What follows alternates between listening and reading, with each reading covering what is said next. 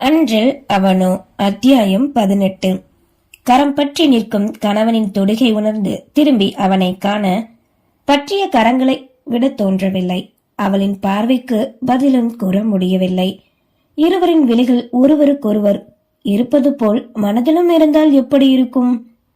ஒன்றாய்தான் இருவரின் மனமும் எண்ணியது. வினாடிகள் செல்லவே கையை விடுங்க, கரத்தினை உருவ முயன்று கூற, ஒரு வாய்ப்பு பிளீஸ், கெஞ்சுதலாய் விலைகள் இறைஞ்சிக் கொண்டு கேட்டான். வாய்ப்பா? எப்படி? நீங்க என்ன பண்ணீங்கன்னு உங்களுக்கு மறந்து போச்சா? இதெல்லாம் உங்களுக்கு சர்வ சாதாரணமா போச்சுல்ல? அடுத்தவங்க மனசு என்ன நினைக்குன்னு கூட யோசிக்க மாட்டீங்கல்ல? நான் ஒத்துக்கிறேன், அப்போ நான் உங்களுக்கு தகுதி இல்லாதவதான்.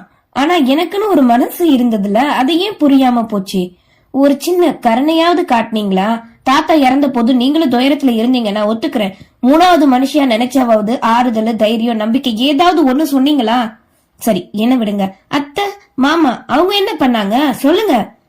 முடியாம படுத்து படுக்கையா இருக்கும் போது விட்டுட்டு போனீங்களே, அவங்க மனசு எவ்வளவு வேதனைப்பட்டிருக்கும். அப்பா அம்மா இல்லாம வாழ்ந்த வாழ்க்கை எனக்கு மட்டும்தான் தெரியும். இருக்கும்போது எதுவும் தோணாது, இல்லாத போதுதான் தோணும்னு சொல்லுவாங்க. ஆனா உங்களுக்கு அப்படியும் தோணல. எப்படி? சுயநலமா தான் யோசிப்பீங்களா? நீங்க கஷ்டப்பட்டீங்க, வெளிநாடு போக நானும் அத என் கண்ணால பக்கத்தான் செஞ்சீங்க. அத ஏன் நீங்க 2 மாசத்துக்கு அப்புறம் போயிருக்க கூடாது? சரி, இப்போ எதுக்கு என்கிட்ட வாய்ப்பு கேக்குறீங்க? நீங்க நினைச்ச மாதிரி தானே நான் இருக்கேன், உங்களுக்கு பொருத்தமானவளா இப்ப இருக்கேன், அதனால தானே.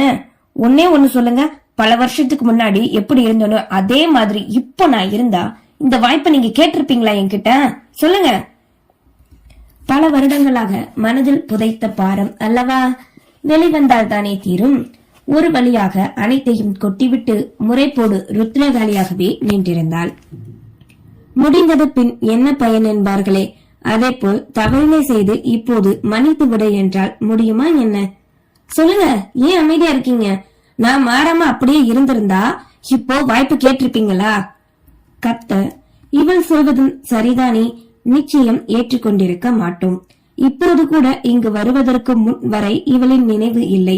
வந்த பின்னும் இவளின் அழகு நடவடிக்கையும் தானே தன்னை முதலில் ஈர்த்தது. மனதிற்குள் நினைத்தவனுக்கு குற்ற உணர்வு நெஞ்சை அரித்தது. என்ன மன்னிச்சிரு தமிழினி, இப்ப கூட நீங்க திருந்தல. உண்மையான நேசத்தை தேடுங்க. காதல்னா என்னன்னு புரிஞ்சுக்கோங்க. மத்தவங்க மனச புரிஞ்சுக்க கத்துக்கோங்க. அதுக்கு முன்னாடி முதல்ல உங்க அப்பா அம்மா கிட்ட மன்னிப்பு கேளுங்க. கூறியவளோ 2 அடி வைத்து பின் அவனை கண்டாள். நமக்குள்ள உண்டான உறவு நான் என்னைக்கு பிரியணும்னு நினைச்சது கிடையாது. அது புனிதமான உறவு. நான் சாகுற வரைக்கும் அதுக்கான மரியாதைய நான் இழக்க மாட்டேன். ஆனா ஏன் மனசு இப்போ உங்களை ஏத்துக்க தயாரா இல்ல. நான் ரொம்ப வலி அனுபவிச்சுட்டேன், போதும். நான் இப்பவும் உங்களுக்கு தகுதியானவை இல்ல. கூறியவளின் வெளிகளில் கலங்க சென்று விட்டாள். சோஃபாவில் அமர்ந்திருந்தவனின் மனமோ அரித்தது. எதிர்காலம் குறித்த ஒரு பயம், பணம், பதவி, மதிப்பு, மரியாதை அனைத்தும் இருந்து தன்னையே இழப்பது போல் அப்படி ஒரு விரக்தி. இது நாள் வரை தனக்காக வாழ்ந்த பெற்றோருக்கு தான் என்ன செய்தேன்? செய்த பாவத்துக்கு ஒரு மன்னிப்பு, அதை கூட கேட்காமல் இருந்து விட்டேனே. தவறு செய்த குழந்தையை திருத்தும் ஆசானியாய் இருந்து கூறிவிட்டு சென்றுள்ளாள். அதைவிட கண்முன் இருந்த பொக்கிஷத்தை தவறவிட்ட தவிப்பு. பல வருடங்களுக்கு பின் இப்போது கண் கலங்கினான். அன்றைய நாட்களும் அப்படியே சென்றுவிட உணவினை கூட இருக்கும் மனநிலையில் இருவரும் மறந்தனர். அவனிடம் மனக்காயத்தை கொட்டுவிட்டு பாரம் தீர்த்த போது கூட அவன் இப்போது கவலையில் உள்ளது தன்னையும் கவலை கொள்ள வைப்பது போலே உணர்ந்தாள். அவனின் சந்தோஷம் தன் சந்தோஷம், அவனின் கவலை தன் கவலை. தன்னை அறியாது ரசிக்கும் மனம், அவனின் அக்கறை எண்ணி சஞ்சலம். காயத்தை கொடுத்தும் கூட அவனோடு வாழத் துடிக்கும் இதயம். இதுதான் காதலா? நான் காதல் கொண்டேனா? எப்படி? எவ்வாறு? என்ன செய்தேன்? அவன் மனதிற்குள்ளே 1000 சிந்தனைகள். இரவு உணவையாவது உண்ண வைக்கலாம் என நினைத்த தமிழினி கீழே இறங்கி வர சோஃபாவில் சுருண்டு படுத்துக் கொண்டிருப்பதை கண்டாள். அப்படி அமைதியாக சமையலறைக்குள் சென்றவளுக்கு அப்போதுதான் ஞாபகம் வந்தது தோசை மாவு இல்லை என்று. ரவா சேமியா இருக்கவே உப்புமா செய்ய ஆரம்பித்தாள். பாலினையும் வெள்ளப்பூடு போட்டு சூடுபடுத்தி 2ஐயும் எடுத்துக்கொண்டு வெளியே வர இன்னும் தூக்கத்தில் தான் இருந்தான்.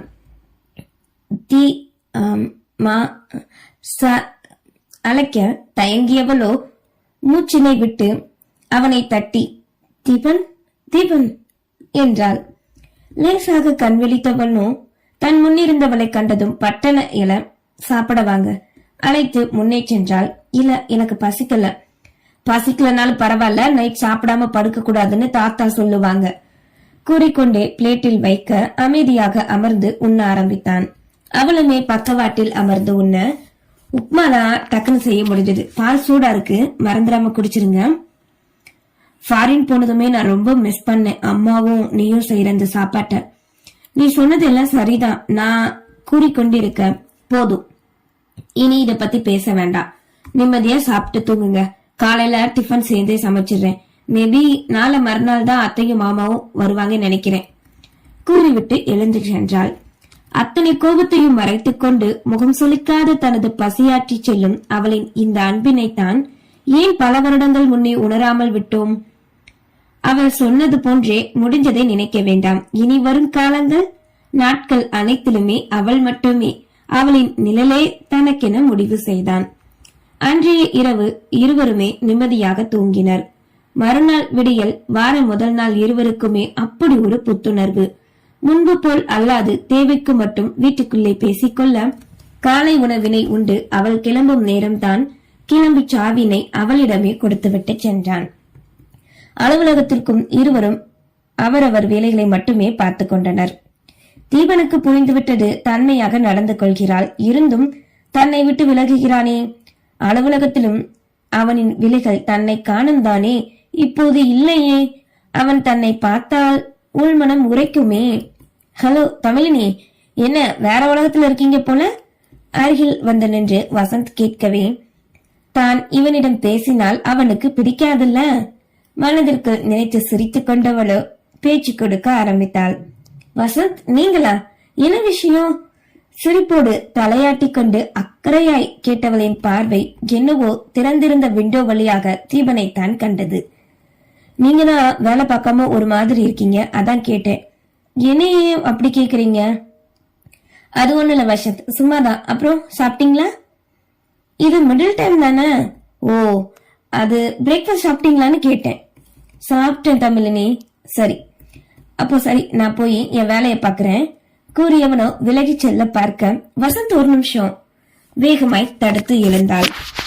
என்ன இவ ஒரு நிமிஷம் பார்த்து பேசினாலே அப்படி கோவம் வரும். இன்னைக்கு என்ன பார்க்காமே இருக்கா? அப்ப வெறுக்கிறானா? நான் சொன்னதால அவாய்ட் பண்ணிட்டு போறானோ என்ன நினைத்தவாறு நின்றாள் தமிழினி. சொல்லுங்க தமிழினி. அது ஒண்ணு இல்ல. சரி, நீங்க போங்க வசந்த் என்றதும் அவனும் சென்றுவிட முகம் சுருங்க இருக்கையில் அமர்ந்தாள். ஹே தமிழினி, நீ என்ன லூசா? நீ பண்றத பார்த்தா உனக்கே பைத்திய மாதிரி தெரியல. ஒழுங்கா வேலைய பாரு. அவனுக்கு வேணும்னா அவன் தான் உன் பின்னாடி வரணும். மனம் அவளிடமே உரைக்க தன் வேலையை கவனிக்க ஆரம்பித்தாள். வேலை நேரம் முடிந்துவிடவே இருளும் சூழ ஆரம்பிக்க அவனின் அறையை பார்த்துவிட்டு வீட்டுக்கு கிளம்பினாள் தமிழினி. அவள் சென்ற பின்னே மடிக்கணினியை விட்டு நிமிர்ந்தான். அவளின் செயல்கள் அனைத்தையும் அறிந்து வைத்தவனுக்கோ இதழில் புன்னகை பூக்க அவள் தன் அருகில் என்ற நினைப்பே ஒரு உற்சாகத்தையும் தைரியத்தையும் கொடுப்பது போன்று இருந்தது. இரவு வெகுநேரம் கழித்து வீட்டுக்கு வந்தான். அவனின் வருகைக்காக காத்திருப்பது போன்றே ஹாலில் அமர்ந்திருந்தாள் தமிழினி. வந்தவனோ அவளை ஒரு பார்வை பார்த்துவிட்டு தன் அறைக்கு செல்ல முயல. டின்னர் ரெடி பண்ணிட்டேன், நான் சாப்பிட்டேன், நீங்க சாப்பிட்டுருங்க கூறிவிட்டு மாடி ஏறினாள். தன் அறைக்கு வந்து வேறு உடை மாற்றி வெளியே வந்தவனோ அவள் கூறிவிட்டு சென்றது போலே இரவு உணவினை முடிக்க அவளும் இப்போது தன்னோடு இருந்தால் எப்படி இருக்கும்? ஏக்கம்தான். மறுநாள் அதிகாலை வேளையிலே காலிங் பெல் ஓசை கேட்க மேலிருந்து தமிழினி எழுந்து வருவதற்குள் கீழே இருந்த தீபன் திறந்து விட்டான். தரிசனத்தை முடித்து அன்னை தந்தை இருவரும் வந்திருக்க உள்ளே அழைத்து வந்தவனோ பிரயாணம் பற்றி விசாரித்தான். அத்த, மாமா வந்துட்டீங்களா? இன்முகமாய் அழைத்தவரே தமிழினி வர, ஆமா, 2 பேரும் தூங்கிக்கிட்டு தான் இருந்தீங்களோ? ஆமா அத்த. சரி, நீங்க போய் நல்லா தூங்கி ரெஸ்ட் எடுங்க. 4 நாள் சரியா தூங்கி இருக்க மாட்டீங்கல்ல. இந்த தடவை கூட்டம் கொஞ்சம் பரவாயில்லமா? அம்மாடி தமிழினி, பிரசாதம் எடுத்துக்கோமா, பையில இருக்கு பாரு திருத்தணி கூறியதும் சரிங்க மாமா என்றவளோ பிரசாதத்தை எடுத்து தன் நெற்றியில் குங்குமம் வைத்துக் கொள்ள அருகில் எதிரே இருக்கும் சோஃபாவில் அமர்ந்திருந்த தீபனுக்கு அவளின் கரங்களாலே கொடுத்தாள். வச்சுக்கோங்க என்றதும் அவனும் சரி என்றவாறு நெட்டியில் இட்டுக்கொள்ள, தமிழு, உனக்கு பிடிச்ச லட்டு, அதுவும் உனக்காகவே அதிகமா வாங்கிட்டு வந்திருக்கேன். அப்படியா அத்தை? ஆசையோடு கேட்டவளோ நொடியில் சிறு பிள்ளை போல் அத்தனை ஆவலோடு எடுத்து அப்போதே உண்ண ஆரம்பித்தாள். வேணுமா என்று கூட யாரிடமும் ஒரு வார்த்தை கேட்கவில்லை. தனக்கு பிடித்த லட்டு மனம் திருப்தியுற உண்டவளோ, செம்ம டேஸ்ட், அதோ திருப்பதி லட்டு சொல்லவா வேணும், இது முழுக்க முழுக்க எனக்கு தான், உங்க 2 பேருக்கும் சுகர், சாப்பிடக்கூடாது சரியா? உரிமையோடு கண்டிப்பாய் கூற சிரித்து கொண்டனர். அட, லட்டு இவளுக்கு இவ்வளவு பிடிக்கும்னு தெரிஞ்ச என்னைக்கோ வாங்கி கொடுத்து கவுத்திருக்கலாமே நினைத்து கொண்டு அவளின் சுகமான வருடும் காலை தரிசனம் கிடைத்த இன்பத்தில் அமர்ந்திருந்தான். சரி சரி, நான் போய் காஃபி போட்டு கொண்டு வரேன் என்றவள் சமையலறை நோக்கி சென்றுவிட திருத்தணியும் சோஃபாவில் அமர்ந்தவாறே விழி மூடினார். ஸ்டேஷன்ல இருந்து கால் பண்ணிருந்தா நானே கூப்பிட வந்திருப்பேன்லப்பா, ரொம்ப டயர்டா இருக்கீங்க, உள்ளக்கு போய் படுக்க வேண்டியதானப்பா? முதல் முறை அக்கறையோடு தந்தையிடம் கேட்க, நீயாப்பா இப்படி கேட்ட? அப்பா, நான் பண்ணதெல்லாம் தப்புதான், என்ன மன்னிச்சிருங்க. இன்னும் என் மேல உங்க கோபம் முழுசா போகல. இதனால் வர கடமைக்காக மட்டுமே என்கிட்ட பேசுறீங்க. உங்களை வருத்தப்பட வச்சதுக்கு என்ன மன்னிச்சிருங்கப்பா, சாரிப்பா பிளீஸ் கூறியவனோ எதிர்பாராத நேரம் பட்டன அவரின் காலிலே விழ பதறி எழுந்து நின்றார் திருத்தணி. மங்களத்திற்கோ ஆச்சரியம். திடீரென எப்படி மாறினான் மகன்? பெருமாளே, நீதான்ப்பா என் புள்ள மனச மாத்திருக்க, உன்னை கும்பிட வந்ததுக்கு நல்ல பலன் கொடுத்துட்ட வேண்டிக் கொண்டே மகனை காண, அடேய் என்னடா நீ எழுந்துரு முதல்ல. ஏ மகளோ, என்னடி இதெல்லாம், உன் மகன் ஏன் இப்படி பண்றான்?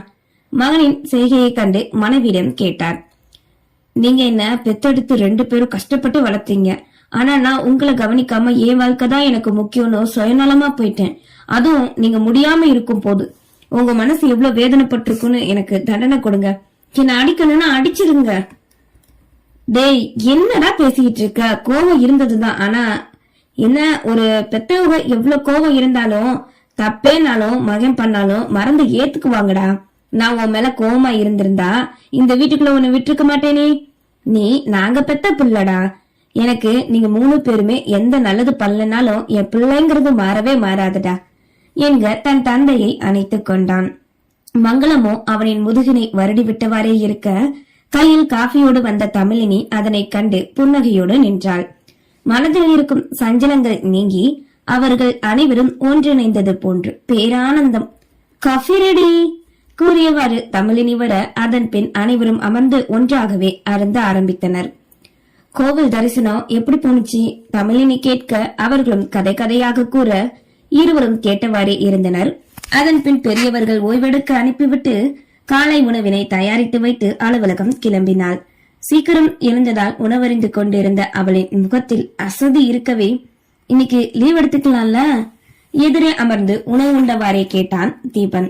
முடியாது, தேவைங்கிற பொழுது லீவ் எடுத்தா போதும். இன்னைக்கு ட்ரெயினிங் எல்லாரும் வரப்போறாங்கல்ல, இந்த நேரம் அரேஞ்ச் பண்ணாதான் ஹோட்டலுக்கு வந்திருப்பாங்க என்று பின் அவனுக்குமே நான் தானே முதல் நாள் ட்ரெயினிங் எடுக்க வேண்டும் என்பதே நினைவுக்கு வந்தது. ஆமால, நானே மறந்துட்டேன், தேங்க்ஸ் என்றவன் வேகமாய் உணவறிந்து முடித்து அவளுக்கு முன்னே கிளம்பி விட்டான். அதன் பின் தன் அத்தையிடம் கூறிக்கொண்டு அவளுமே கிளம்ப, இருவரின் மனதிலும் இருக்கும் சந்தோஷத்தையும் முகத்தில் இருக்கும் பொலிவினையும் முன்பிற்கு இப்போது அடிக்கடி பேசிக் கொள்வது அனைத்தையும் கண்ட மங்களத்திற்கோ மகிழ்ச்சி. தன் வேண்டுதல் பலித்துவிட்டால் எப்படி இருக்கும்? நிச்சயம் நடக்கும் என்ற எண்ணத்தோடு வேலைகளை கவனிக்க ஆரம்பித்தார் மங்களம். முன்னதாக கிளம்பிய தீபன் முதலில் வந்துவிட, அதன் பின்னே சரியான நேரத்திற்கு தமிழினியும் வந்துவிட்டாள். வழக்கம் போல் காலை வேளையிலே அலுவலகத்தில் வசந்தின் தரிசனம்தான். இருவருக்கும் நல்ல நட்பு முன்னைவிட இப்போது பிணைப்போடு உருவாகியிருக்க தன் இடத்திற்கு நடந்து சென்றனர். நன்றி.